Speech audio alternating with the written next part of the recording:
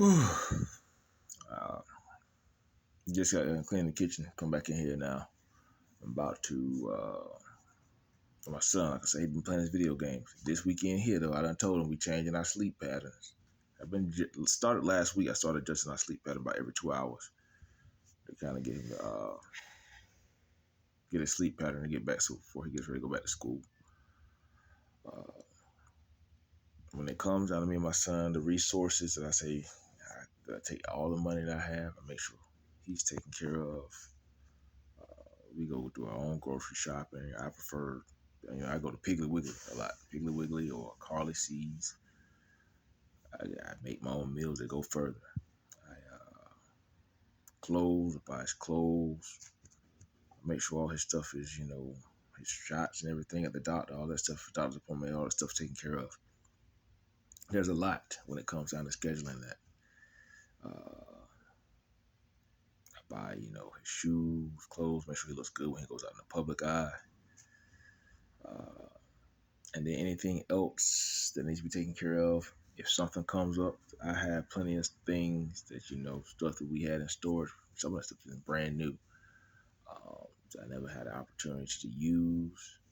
And there's a market for that. So I make do with the available resources I have coming in. But most importantly, I'm present. I have some people, who've tried to say I should or could be doing more. And I know I could. But here's what they lack. Knowledge when it comes down. If I was so busy to where I didn't have the time to be physically and emotionally present for my son, doing who else will be doing it? It will put that responsibility on someone else. And I refuse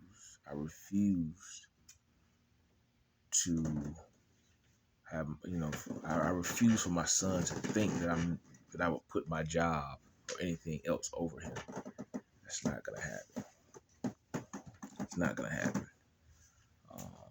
So I do everything I need to for him. Sometimes it's the older ones around me who want to give me down to the country to make me feel like I could be doing more. And mostly there are some older men who say certain things, but it makes me feel good when I can go out to the community and there are single mothers and teachers at his school who are shaking my hand. Counselors, I talked to one of his counselors. She was like, she called me one day last year and she was like, she was so proud of me. She said, because a lot of fathers, single, especially if they have children, she said they're not stepping up to the plate to be there for their children. She said she appreciates me being physically present for my son. So that makes me feel good. I set up I had my son baptized the first week he got out of school. That was one of the first things he wanted to do at our church that we go to. And I set that appointment up. And there was a lady who used to go to that church. She had joined another church, but when she found out that I was there having him baptized, she left the church she was at. She came all the way up. She said she wanted to see me and my son, and she wanted to shake my hand. She wanted to congratulate me and tell me how good of a job that I'm doing. So I receive phone calls from single mothers and older people in the community when they see me out with my son. They're clapping and applauding for me. And I appreciate that because it gives me the strength to help me keep going on. When sometimes the ones that are closest to me, seem like they are always trying to find a flaw.